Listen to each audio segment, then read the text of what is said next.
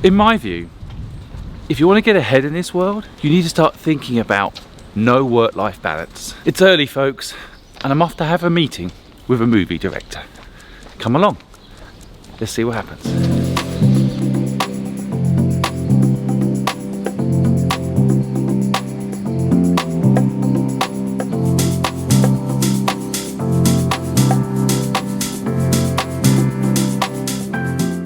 It's 5 AM and I'm off to have my first meeting of the day.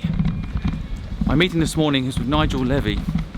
He's a writer, director. He was involved in the Formula One Netflix series. It was a big hit. He's looking to start something new and he's asked for my input, so we'll be having a chat this morning.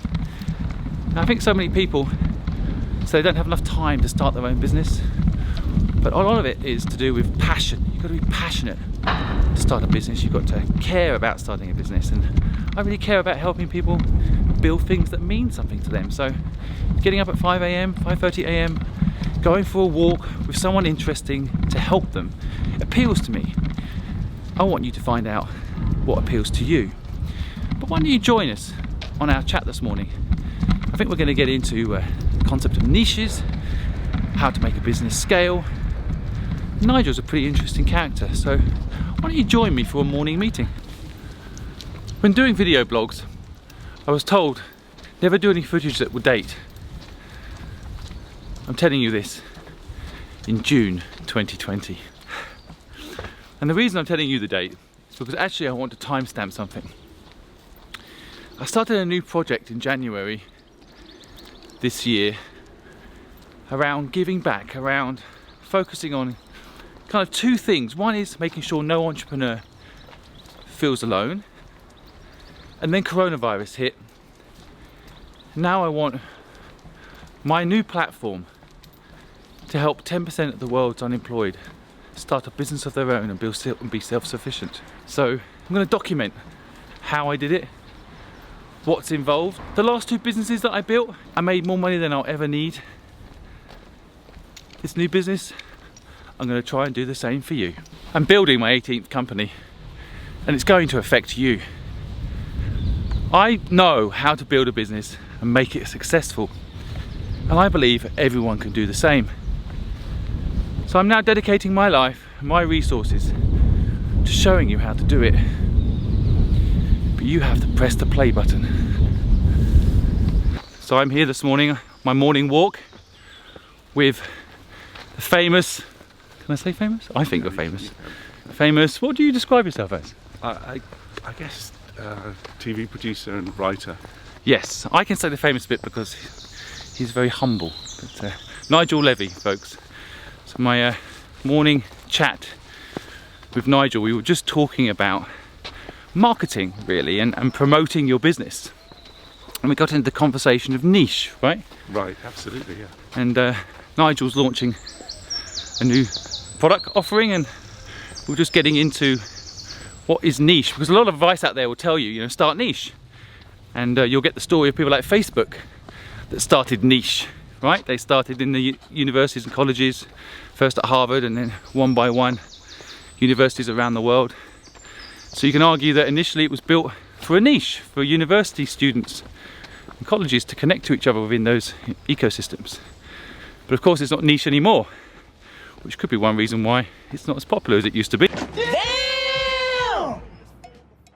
But as financials go, it is very successful.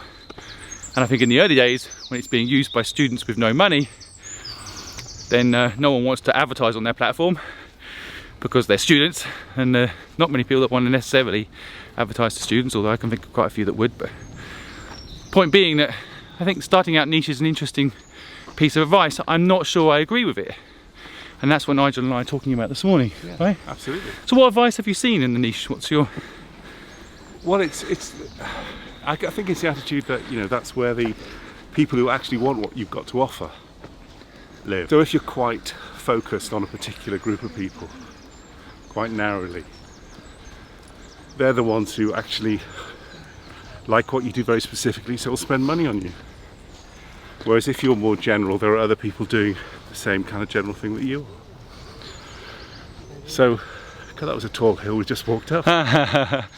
So that's the problem. You know, I teach people about storytelling, but there's two ways to tackle it. You can make it niche and say it's for people whose stories aren't working in an edit when they're making a documentary, which is very niche, but it's actually very accurate about the need that I've seen. Or you could sell it as this is how you tell documentary stories for everyone, or factual stories, or make it really broad. So the question I'm pondering is, who do I aim it at? Yeah. And how do I aim it at them? You know? And I think it's a question a lot of people out there looking to start a business or grow a business must think about. Here's my advice. Recording it for you guys out there, and maybe to share with Nigel, see what you think. Yeah, okay. I think it's the wrong question. I don't think it's really about should I be a niche or not. That's, to me, not framed right. I think the answer is, who do I connect with? Yeah.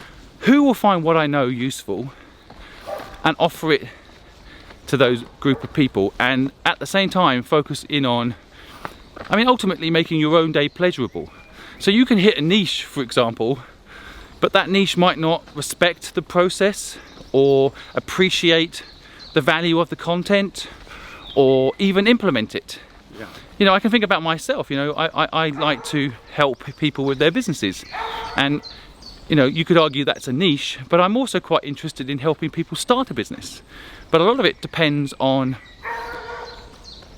that person's personality. There's no point in me spending hours, weeks, years, even if they pay me, which in my case they don't, but in your case they will. Yeah. Then, you know, it's not pleasurable, and therefore you can't scale it. Right. And that's the thing I think people forget. My favourite answer to any question is that's the wrong question. Yes.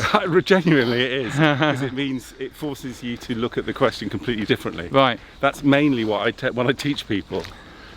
They ask me a question, and you realise it's the wrong question they're asking because they don't understand the concept. Right. So I find that very encouraging. Yeah. So folks, the conclusion: there's no such thing as niche. There's only a group of people you like working with, and scale it up from there.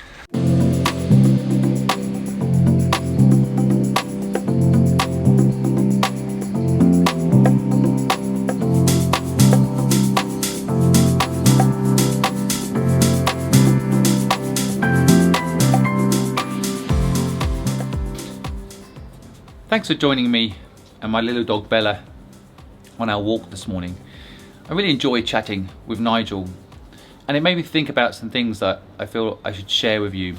Now, his question about niche, I think, was fascinating, and I hope that his insights and mine a moment ago were useful to you.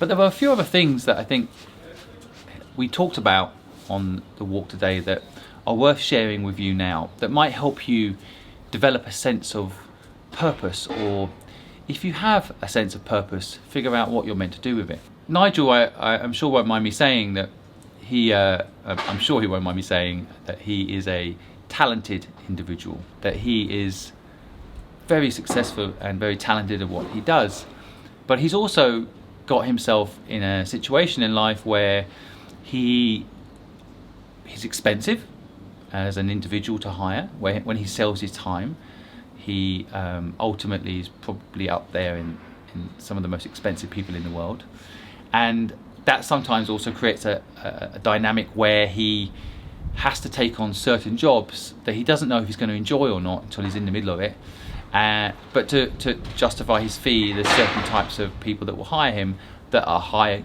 pressure and expect a lot from you. And so this kind of goes to a point that I've noticed over the years. I mean, I was lucky enough to jump off the system, and being self-employed allows you not to be subservient to anybody, but there is an element of it that's I see. Basically what I worry about for you and for anyone out there that's thinking of developing a business is that you've got to make sure you don't accidentally still end up selling time. The key to success is buying time, not selling time. And as soon as you start selling time, as Nigel has done very effectively, very successfully, he gets to a certain point in his life where he doesn't necessarily want to do the work that would justify his fees. So he's looking at new ways to scale what he's doing. And he's got some great ideas. And he's talented. But here's the idea I want to throw out there that I mentioned to Nigel today. What if you just ignored all your training? What if you just stripped away what you thought you were good at, what you thought you were meant to do, and you started again? I mean, we're living in Western worlds now until 80 plus. So even if you're 30, 40 or 50, you've still got a whole massive career ahead of you. And my feeling is that there's 4 or 5 versions of you in one lifetime.